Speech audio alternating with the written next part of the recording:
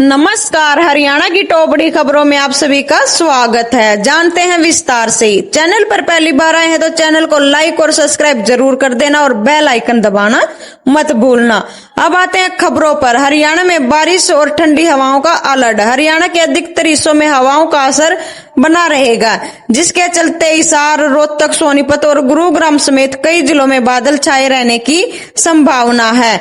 हल्की से मध्यम बारिश होने की भी पूरी संभावना है। मौसम विभाग के अनुसार 10 से 20 किलोमीटर प्रति घंटे से रफ्तार से हवाएं चलेंगी और सुबह के समय कहीं कहीं धुंध और कोहरा दिखने की भी संभावना बनी हुई है, जिससे दिन के तापमान में गिरावट बनी रहेगी और किसानों को सख्त सलाह दी गई है कि वो केवल गेहूं की कटाई रोक दें।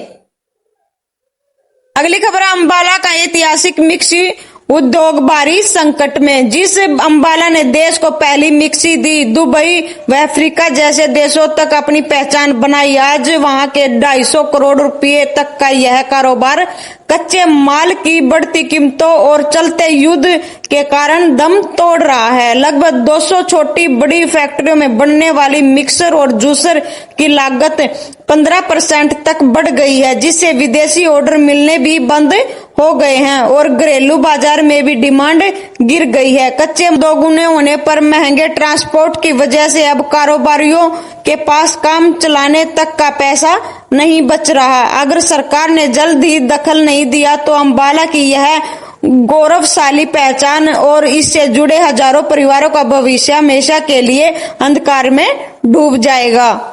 अगली खबर, हरियाणा खरीफ मेला। हिसार के कृषि विश्वविद्यालय में आयोजित खरीफ मेले के दौरान मुख्यमंत्री नयाब सिंह सैनी ने किसानों के लिए खुशियों का पिटारा खोल दिया। सीएम सैनी ने मेरा पानी मेरी विरासत योजना के तहत दाल उगाने वाले किसानों के लिए 2000 रुपए प्रति एकड़ का अतिरिक्त बोनस देने का ऐलान किया है, जिससे अब किसानों को मिलने वाली मदद 8000 से बढ़ाकर सीधे 10,000 रुपए प्रति एकड़ कर दी गई है। इसके साथ ही मुख्यमंत्री ने भिवानी के गोलखपुरा में बने एक पोषक अनाज केंद्र का भी उद्घाटन किया और 42 प्रगतिशील किसानों को उसके बेहतरीन काम के लिए सम्मानित भी किया गया। इस कार्यक्रम में कृषि मंत्री ने खेती में बढ़ते कीटनाशकों और पानी की बर्बादी पर चिंता जताते हुए किसानों से संभल कर चलने की अपील की है।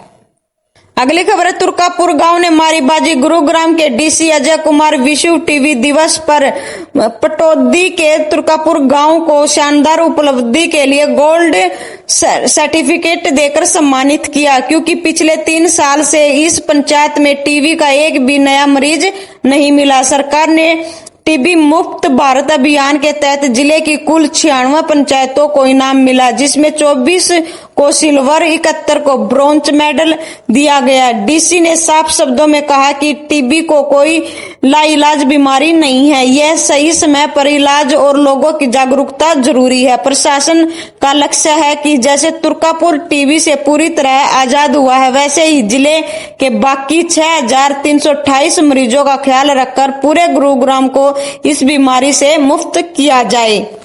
अगली खबर है, यमुनानगर के सरकारी अस्पतालों का हाल।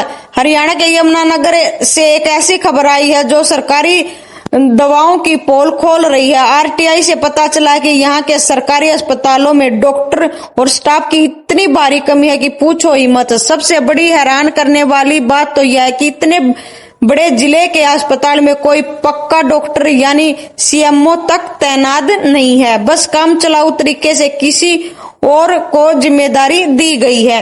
बड़े डॉक्टरों में से 17 पदों में से 9 खाली पद हैं और जो आम डॉक्टर होते हैं उनके 192 में से करीब आधे पद खाली हैं। अब आप ही सोचो, जब डॉक्टर ही नहीं होंगे तो ओपीडी में लंबी लाइन तो अपने आप ही लगेंगी। मरीजों को धक्के खाने पड़ रहे हैं। सिर्फ डॉक्टर ही नहीं बल्कि नर्स, लैब वाले और दवाई देने वाला स्टाफ भी बहुत कम है, जिससे जांच और पट्टी कराने में भी आफत आ रही है। इस बात को लेकर अब राजनीति में गर्मागर्मी छा गई है।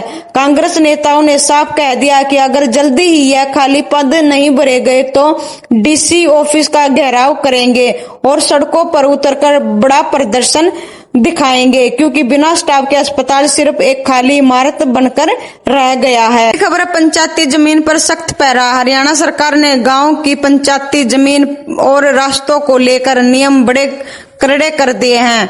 अब अगर कोई बिल्डर अपने निजी प्रोजेक्ट के लिए गांव की जमीन से रास्ता लेना चाहता है तो उसे सिर्फ सरपंच ही नहीं बल्कि पूरी ग्राम सभा की मंजूरी लेनी होगी। इसके लिए पंचायत ने 75% सदस्यों का राजी होना और सरकार को बाजार भाव पर भारी फीस देना अनिवार्य कर दिया गया है। अब गांव की भारी सड़कों, रास्तों और तालाबों की जमीन पर किए गए किसी भी कब्जे को अब पक्का नहीं किया जाएगा। सरकार ने ड्रोन और डिजिटल मैपिंग के जरिए ऐसे कब्जों की पहचान कर रही है और गांव की बाहरी सड़क, रास्तों और तालाबों की जमीन पर किए गए किसी भी कब्जे को अब पक्का नहीं किया जाएगा। सरकार ड्रोन और डिजिटल मैपिंग के जरिए ऐसे कब्जों की पहचान कर रही है और उन्हें ढलाने के सख्त निर्देश दिए हैं। जहां तक कि 20 साल पुराने मकानों को भी मालिकाना हक तभी मिलेगा जब वे गांव के किसी सार्वजनिक रास्ते या जल के निकासी में बाधा न डाल रहे हों। चैनल पर पहली बार आए हैं तो चैनल को लाइक और सब्सक्राइब जरूर कर देना और बेल आइकन दबाना मत भूलना।